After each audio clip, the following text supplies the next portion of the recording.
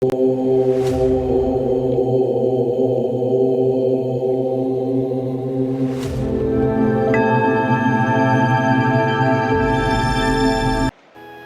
को राधे राधे और जय मां पीताम्बरा।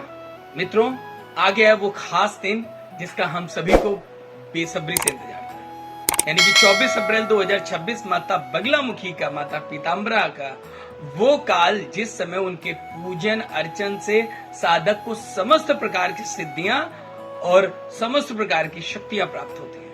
ये शुभ दिन शत्रुओं के नाश के लिए, कोर्ट कचहरी के मामलों में और तमाम प्रकार के विवादों में विजय प्राप्त के लिए, आपके अंदर चाहे जितनी कड़ी नकारात्मक ऊर्जा रही हो, उसकी समाप्ति के लिए, उसकी मुक्ति के लिए ये दिन विशेष शुभ माना गया है।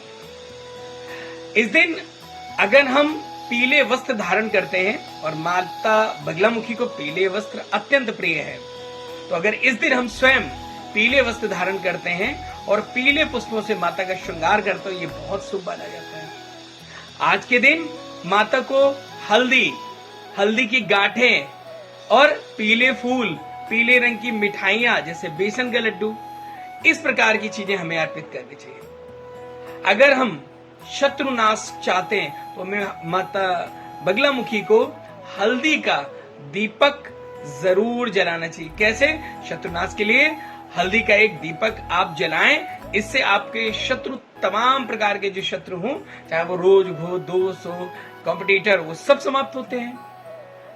साथ ही साथ आपको ध्यान रखना चाहिए कि जो साधक को पूजा का जो समय है, वह साधना रात को 10 बजे से सुबह 4 बजे के बीच या दोपहर के समय विशेष प्रभावशाली मानी जाती है। मित्रों, शत्रुओं के लिए, नाश के लिए सबसे शक्तिशाली जो माता का मंत्र है, उसे आप चाहें तो लिख भी लीजिए। मैं बहुत ही आसान भाषा में आपको समझाता हूं।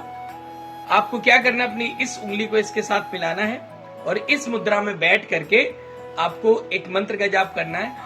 ओम ह्रीम मां बगलामुखी सर्व दुष्टानाम वाचम मुखम पदम स्तभ्यम जीवाम कीलय कीलय बुद्धिम विनाशय विनाशय ह्रीम ओम स्वाहा।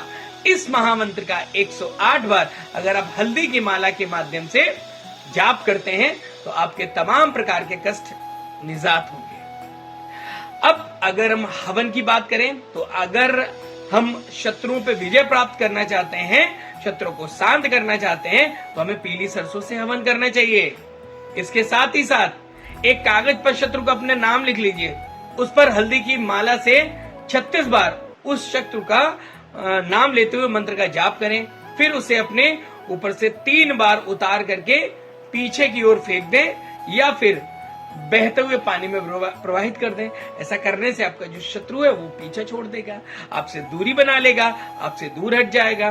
साथ ही साथ हमें नित्य माता बगलामुखी के कवच का पाठ करना बेहद अनिवार्य होता है। इसे आप किसी भी प्रकार के षड्यंत्रों में भी नहीं फंसते हैं, आपको षड्यंत्रों से भी सुरक्षा प्रदान होती है। हल्दी की माला की अगर बात करें तो माता को हल्दी की माला अत्यंत प्रिय है, तो माता को कम से कम 21 हल्दी की गांठों की बनी हुई माला जरूर चढ़ानी चाहिए।